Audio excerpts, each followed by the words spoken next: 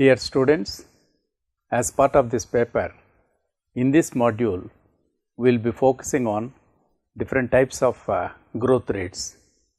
When we want to project population, there are various methods. So, let us discuss in this module. The major learning objectives of this module are to know about the population growth and the related factors, the arithmetic growth rate, geometric growth rate, exponential growth rate and logistic growth rate. These are the various methods through which we can estimate the population. Population projections are estimates of the population in the future. They are typically based on an estimated population consistent with the most recent decennial census and are produced using the cohort component method. Projections illustrate possible courses of population change based on assumptions about future births, deaths, net international migration and domestic migration. In some cases, several series of projections are produced based on alternative assumptions for future in the areas of fertility, life expectancy, net international migration and for state level projections, state to state or domestic migration. While projections and estimates may appear similar, there are some distinct differences between the two measures. Estimates are for the past and present, while projections are based on assumptions about future demographic trends. Estimates generally use existing data collected from various sources, while projections make assumptions about what demographic trends will be in the future. Data users may find both an estimate and a projection available for the same data, for instance July 2011, which may not agree. In such cases, estimates are the preferred data unless the user's objective is to compare the number with others in the projected series. In the cohort component method, the components of population change, namely fertility, mortality and net migration, are projected separately for each birth cohort, that is persons born in a given year. The base population is advanced each year by using projected survival rates and net international migration.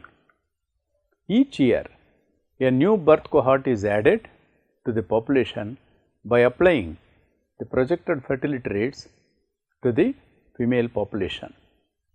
Population data is available by various characteristics and they can be grouped around the topics which are presented below.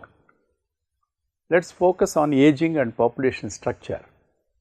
Based on the data available, the aging trends can be followed throughout the past decades.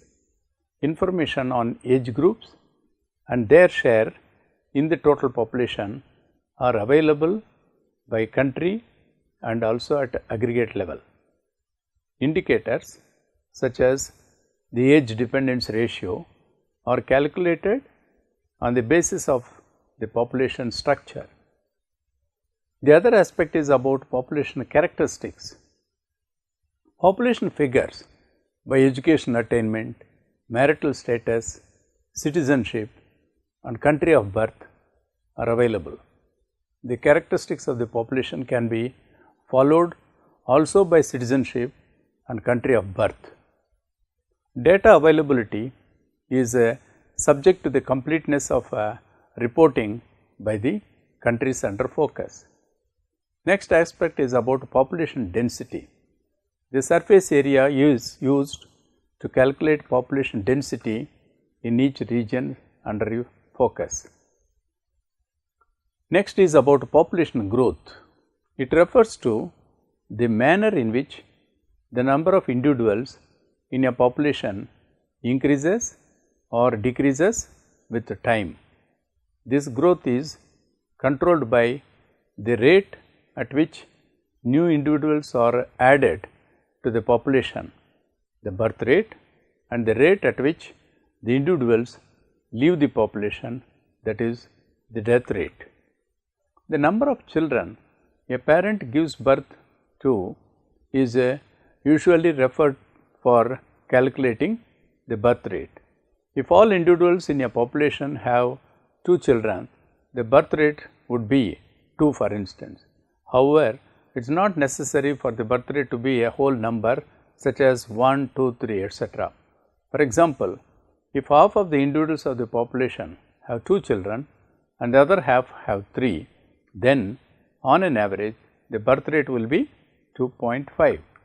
Likewise, if the population consists of equal number of males and females, and if the females give birth to 3 children each and the males 0, then the average birth rate of the population will be 1.5. One of the greatest dangers the planet Earth faces today is that of overpopulation by humans. Since the beginning of human history, our population has been growing exponentially. However, there is now little additional land that can be put into use for food production, and our wastes are rapidly polluting the environment. Unless major technological breakthroughs are made, we are close to their carrying capacity. Compounding the problem is the fact that our average birth rate is still very high, that is greater than 2.0. It is possible we will overshoot the Earth's carrying capacity and for the first time in recorded history have massive population decline brought on by disease and starvation. The decrease in birth rate needed to avert a disaster is not large, but it is one that everyone needs to work on. Given this scenario, it is very important to focus on the different modules that needs to be considered while we are projecting the population growth. As we discussed, there are 4 models of population growth, namely arithmetic change, geometric growth, exponential growth, logistic growth. Let us discuss in detail each of these models and how they are relevant and how they have to be used while projecting the population. The arithmetic change, it is the same as the simple interest, whereby interest is paid only on the initial sum deposited, that is the principal amount, rather than on accumulating savings. 5% simple interest on rupees 100 for instance merely returns a constant of 5 rupees interest every year. Hence, the arithmetic change produces a linear trend in population growth following a straight line rather than a curve. The arithmetic growth rate is expressed with an equation, that is R is equal to Pt minus P naught divided by T divided by P naught into 100. Geometric growth. Geometric population growth is the same as the growth of a bank balance receiving compound interest. According to this, the interest is calculated each year with reference to the principal amount plus previous interest payments, thereby yielding a far greater return over time than simple interest. The geometric growth rate in demography is calculated using the compound interest formula. Under arithmetic growth, successive population totals differ from one another by a constant amount, whereas under geometric growth, they differ by a constant ratio. In other words, the population totals for successive years form a geometric progression in which the ratio of adjacent totals remains constant. A geometric series is one in which the population increases or decreases at the same rate during each unit of time, usually a year. If this constant rate of change is represented by R and the initial population is represented by P naught, then after T years, the final population is given by the following equation: Pt is equal to P naught upon multiplied by 1 plus R power T. So that the geometric growth rate R can be expressed in the following equation: R is equal to square root of Pt by P naught of t minus 1. However, in reality population change may occur almost continuously, not just at yearly intervals. Recognition of this led to a focus on exponential growth, which more accurately describes the continuous and cumulative nature of population growth.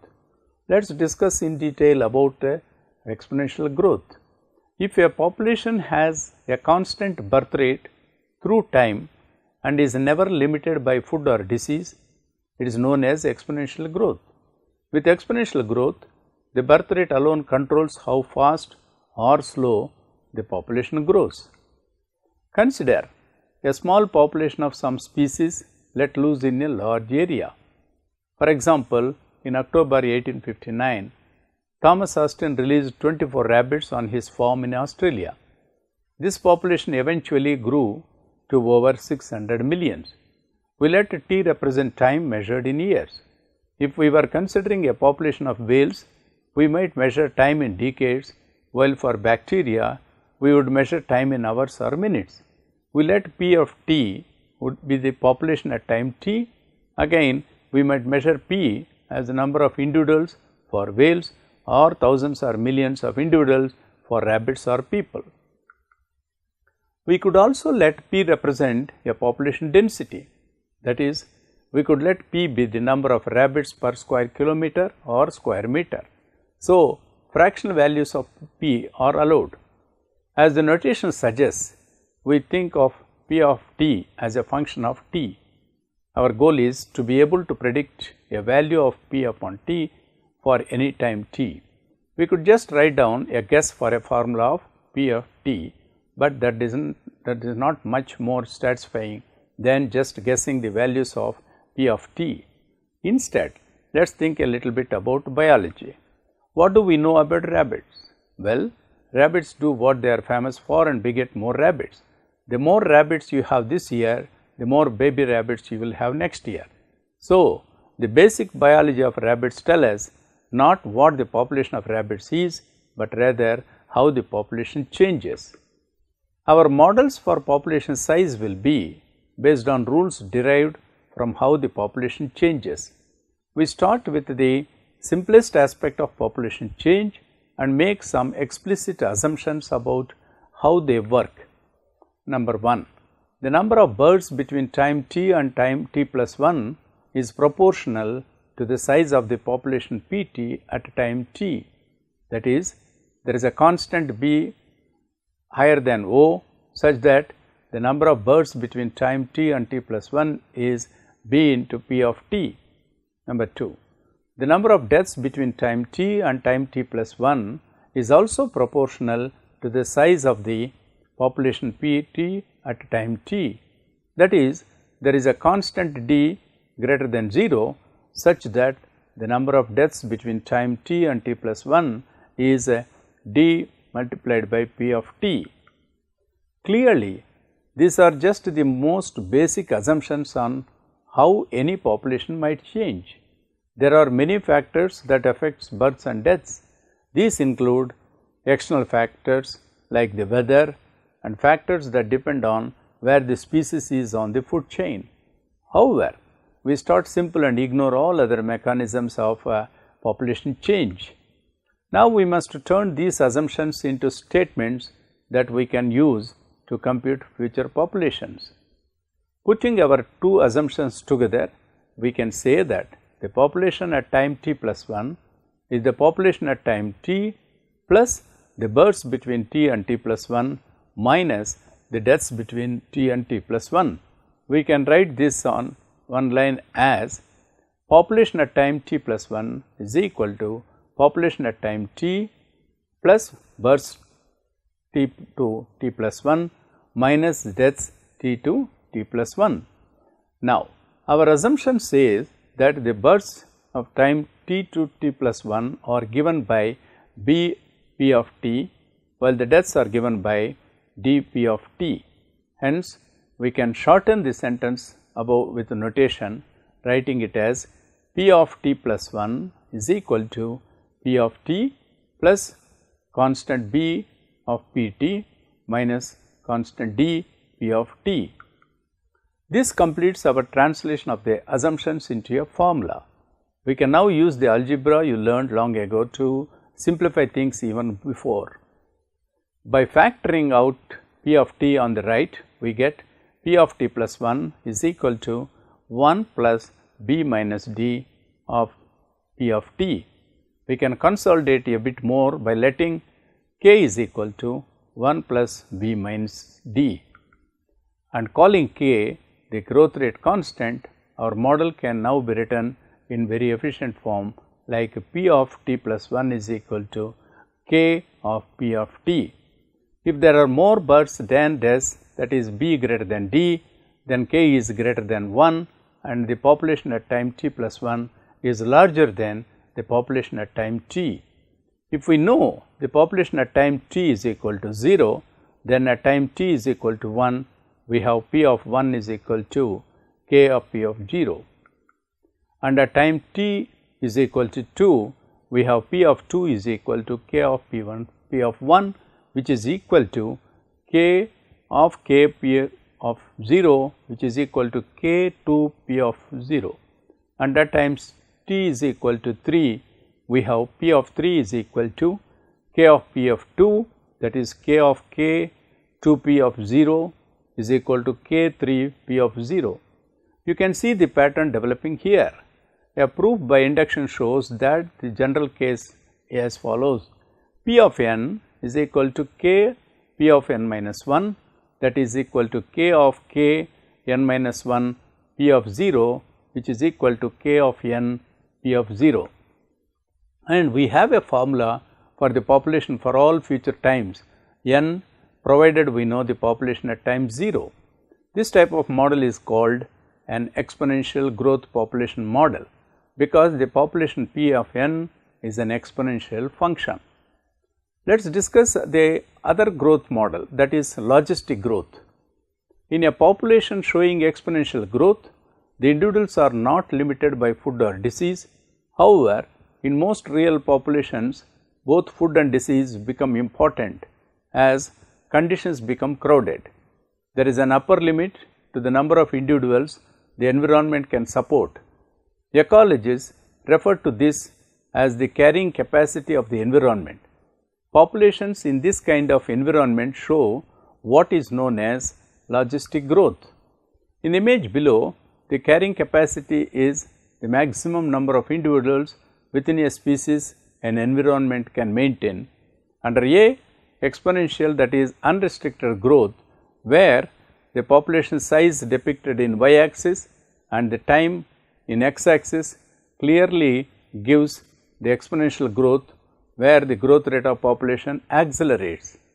In the case of the other model, that is logistics or restricted growth, the rate of accelerates to a certain point, that is point of maximum growth, and then the rate slows down.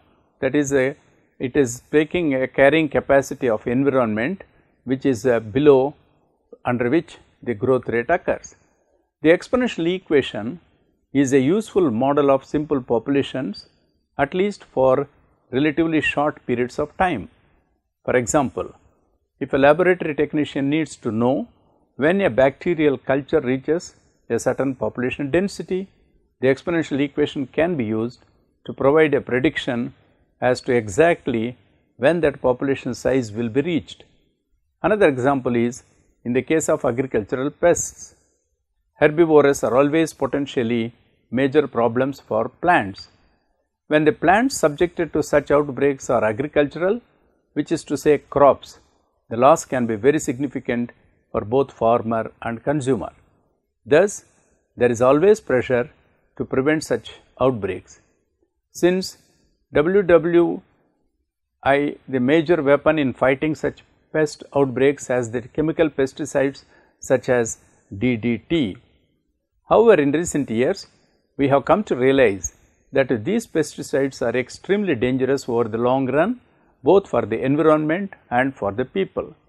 Consequently, there has been a movement to limit the amount of pesticides that are sprayed to combat pests.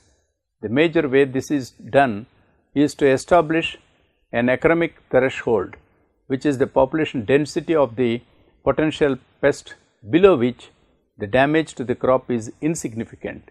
That is, it is not really necessary to spray. When the pest population increases above that threshold, the farmer needs to take action and apply some sort of pesticide or other means of controlling the pest.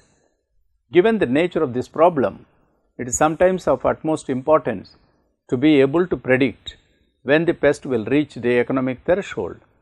Knowing the R for the pest species enables the farmer to predict when it will be necessary to apply some sort of control procedures, which is depicted as a model where in the x-axis the time of planting starts and time to apply the control, that is according to model 1, which creates the economic threshold as a base under which these different models can be presented. The exponential equation is also a useful model for developing intuitive ideas about populations. A classic example is a pond with a population of lily pads. If each lily pad reproduces itself, 2 pads take the place of where 1 pad had been each month, and it took say 3 years for the pond to become half filled with lily pads. How much longer will it take for the pond to be completely covered with lily pads? If you do not stop to think too clearly, it is tempting to say that it will take just as much time, say 3 years, for the second half of the pond to become as filled as the first. The answer of course is 1 month. Another popular example is the proverbial ancient Egyptian or sometimes Persian mathematician who asks payment from the king in the form of grains of wheat, sometimes rice, 1 grain on the first square of a chessboard, 2 grains on the second square, and so forth until the last square. The pharaoh cannot imagine that such a simple payment could amount to much and so agrees. But he did not fully appreciate the exponential growth. Since there are 64 squares on the chessboard, we can use equation 2 to determine how many grains of wheat will be required to pay on the last square, or raised to the 64th power, a lot of wheat indeed, certainly more than in the whole kingdom. These examples emphasize the frequently surprising way in which an exponential process can lead to very large numbers very rapidly. The explanation here is as follows. Constant growth in a time frame, for example, on an annual basis, population grows in the same amount, such as in the year say 2000 population was 100, in year 2001 population was 101, in year 2002 population was 102, in year 2003 population was 103, in 2004 population was 104, in the year 2005 population was 105.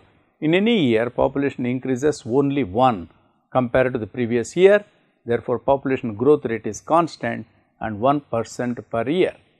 In the case of the exponential growth, starting population was 100 in 2000 year, population next year was 103, population in 2002 becomes 107, population in 2003 becomes 112, population in 2003 was 118, population in 2004 was as high as 125, population in 2005 it becomes furthermore to 133. The population growth is 4.46% annually, and that is called exponential growth.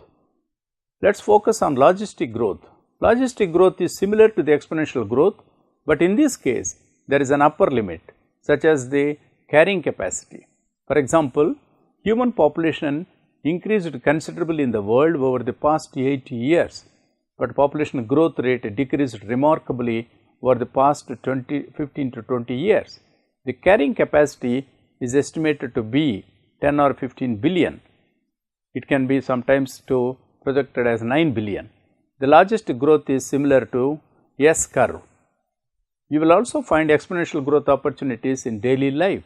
For instance, investments and wealth, thanks to the power of compound interest, your retirement savings start out at a small treasure in the early years, but balloon in size during the final decade or two of savings.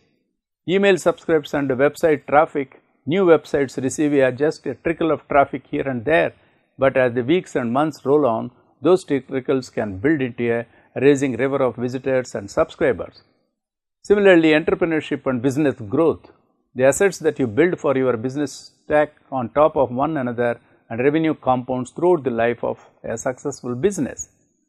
Similarly, social media followers, when you only have 100 followers, getting another 100 followers may take 6 months. Once you have 1000 followers, however, getting the next 100 may only take 1 month. Once you have 1 lakh followers, getting another 100 probably takes 1 day. Your growth rate snowballs. Let's discuss about various challenges of each growth curve. Neither type of growth is good or bad. These growth patterns are simply the way certain things work. However, it is important to understand the growth pattern of your task so that you can set your expectations appropriately. Don't expect exponential returns when you are playing a logarithmic game. Similarly, don't expect quick wins when you are building something that has an exponential curve. When dealing with large logarithmic growth, the challenge is to avoid feeling discouraged as your improvements decrease. Improvement will come easily in the beginning and you will become accustomed to enjoying small wins each day. Soon, however, those small wins will become smaller. Logarithmic growth requires you to have the mental toughness to play a game that will, by definition, become more challenging to win as time goes on. You will feel like you have plateaued. You will question yourself and your abilities.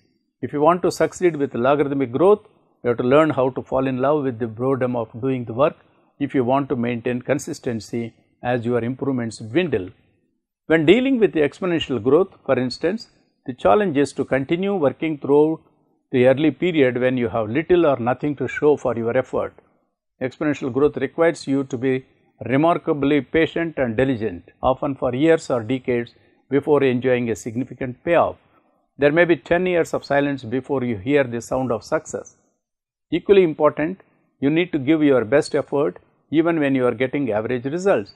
Exponential gains only result from sustained effort in the early years. Overall, in this module, we are able to discuss in detail about various models that are commonly used while attempting to estimate the population and for the future estimates for the population and population growth. So, my dear students, this will enable us in what context, with what assumptions we have to estimate the population for future growth, so that we will have a reasonable level of understanding about what is going to be the future scenario when we are seeing the population of a particular region in a particular time periods. Thank you.